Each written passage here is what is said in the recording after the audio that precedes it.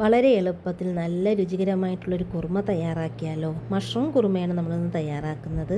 ചപ്പാത്തി, അപ്പം, ഇടിയപ്പം എല്ലാത്തിൻ്റെ കൂടെയും ഇത് കഴിക്കാൻ നല്ല ടേസ്റ്റാണ്. ഞാനിവിടെ വീശപ്പത്തിൻ്റെ കൂടെയാണ് തയ്യാറാക്കിയിട്ടുള്ളത്. ട്രൈ ചെയ്ത് നോക്കൂ. വീഡിയോ ഇഷ്ടമായാൽ ഷെയർ ചെയ്യാനും ലൈക്ക് ചെയ്യാനും മറക്കല്ലേ. കുറുമ തയ്യാറാക്കാൻ വേണ്ടിയിട്ട് 200 ഗ്രാം കൂണാണ് എടുത്തിട്ടുള്ളത്.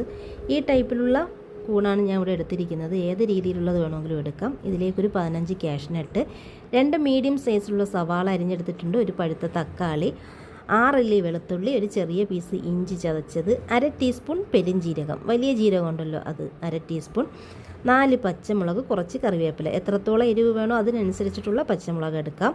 കൂൺ നല്ലതുപോലെ കഴുകിയതിന് ശേഷം ചെറിയ പീസുകളായിട്ട് കട്ട് ചെയ്തെടുത്തിട്ടുണ്ട്. ഇനി കുറുമ തയ്യാറാക്കാനായിട്ട് ഒരു പാനിലേക്ക് 2 ടേബിൾ സ്പൂൺ വെളിച്ചെണ്ണയാണ് എടുത്തിട്ടുള്ളത്. ഇതിന് പകരം ഓയിൽ എടുത്താലും മതി. ചൂടായി വരുന്ന സമയത്ത് ഇഞ്ചി, വെളുത്തുള്ളി, പച്ചമുളക് ഇട്ടൊന്ന് മൂപ്പിച്ചെടുക്കാം. സവാള ചേർക്കാം. ഇതിലേക്ക് ആവശ്യത്തിനുള്ള ഉപ്പും കൂടെ ചേർത്ത് നല്ലതുപോലെ ഒന്ന് വഴറ്റിയെടുക്കാം. ഒരുപാട് ബ്രൗൺ നിറമൊന്നും ആക്കേണ്ട ആവശ്യമില്ല. അതായത് ഇതുപോലെ ഒന്ന് വഴറ്റിയെടുത്താൽ മതി. ഇനി ഇതിലേക്ക് തക്കാളി ചേർക്കാം. തക്കാളി നല്ലതുപോലെ ഒന്ന് വെന്തുടഞ്ഞ് വരണം. ഇപ്പം നല്ലതുപോലെ വെന്തുടഞ്ഞ് വന്നിട്ടുണ്ട്.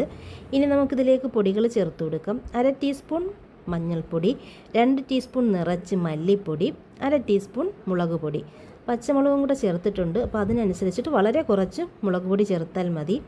1/2 ടീസ്പൂൺ ഗരം മസാല. ഇതെല്ലാം കൂടെ ചേർത്ത് നല്ലതുപോലെ ഒന്ന് മിക്സ് ചെയ്യാം. എന്നിട്ട് ഈ പൊടികളുടെയൊക്കെ എല്ലാം പച്ചമണം മാറുന്ന സമയത്ത് ഇതിലേക്ക് കട്ട് ചെയ്തെടുത്തിട്ടുള്ള മഷ്റൂം ചേർക്കാം. എന്നിട്ട് നല്ലതുപോലെ മിക്സ് ചെയ്ത് ലോ ഫ്ലെയിമിൽ ഒരു 5 മിനിറ്റ് നേരം മൂടി വയ്ക്കാം. ഈ സമയത്ത് വെള്ളമൊന്നും ഒഴിക്കേണ്ട ആവശ്യമില്ല. ഇത് ഏകദേശം ഒന്ന് ചൂടായി വരുന്ന സമയം കൊണ്ട് നമുക്കിതിന് ആവശ്യമായിട്ടുള്ള അരപ്പ് തയ്യാറാക്കാം. ഒരു മിക്സിയുടെ ജാറിലേക്ക് എടുത്തു വെച്ചിട്ടുള്ള 15 കാഷ്നട്ട് ഇട്ട് കൊടുക്കാം. 1/4 കപ്പ് വെള്ളവും 1/2 ടീസ്പൂൺ പെരിഞ്ജീരകവും കൂടെ ചേർത്ത് നല്ല സ്മൂത്തായിട്ടൊന്ന് അരച്ചെടുക്കാം. ഞാൻ നല്ലതുപോലെ അരച്ചെടുത്തിട്ടുണ്ട്. ഇത് മാറ്റി വയ്ക്കാം. ഇത് 5 മിനിറ്റ് കഴിഞ്ഞ് ഒന്ന് തുറന്ന് നോക്കുന്ന സമയത്ത് ചെറുതായിട്ട് ഇതിൽ വെള്ളമൊക്കെ ഊറി വന്നിട്ടുണ്ട്.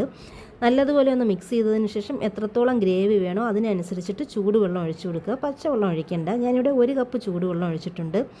നല്ലതുപോലെ ഒന്ന് മിക്സ് ചെയ്ത് കൊടുക്കുക. ഇനി നമ്മൾ അരച്ചെടുത്തിട്ടുള്ള കാഷ്നട്ടിൻ്റെ പേസ്റ്റും കൂടെ ചേർക്കാം.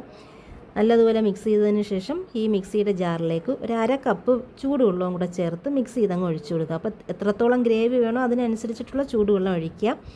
എന്നിട്ട് നല്ലതുപോലെ മിക്സ് ചെയ്ത് ലോ ഫ്ലെയിമിൽ ഒരു 5-6 മിനിറ്റ് നേരം മൂടി വെച്ച് വേവിച്ചെടുക്കാം. ഇത് നല്ലതുപോലെ കുറുകി വെന്ത് വന്നിട്ടുണ്ട്. കാഷ്നട്ടിന് പകരം തേങ്ങാപ്പാലോ തേങ്ങയോ ഒക്കെ അരച്ച് ചേർക്കാവുന്നതാണ്. ഈ സമയത്ത് ആവശ്യമായിട്ടുള്ള ഉപ്പോ എരിവൊക്കെ ഉണ്ടാകും നോക്കുക. ലാസ്റ്റായിട്ട് നമുക്കിതിലേക്ക് 1/2 ടീസ്പൂൺ പഞ്ചസാരയും കൂടെ ചേർത്ത് കൊടുക്കാം. താല്പര്യം ഉണ്ടെങ്കിൽ മാത്രം ചേർത്താൽ മതി. ഇതും കൂടെ ചേർത്ത് മിക്സ് ചെയ്തെടുക്കണം. കുറുമ റെഡി.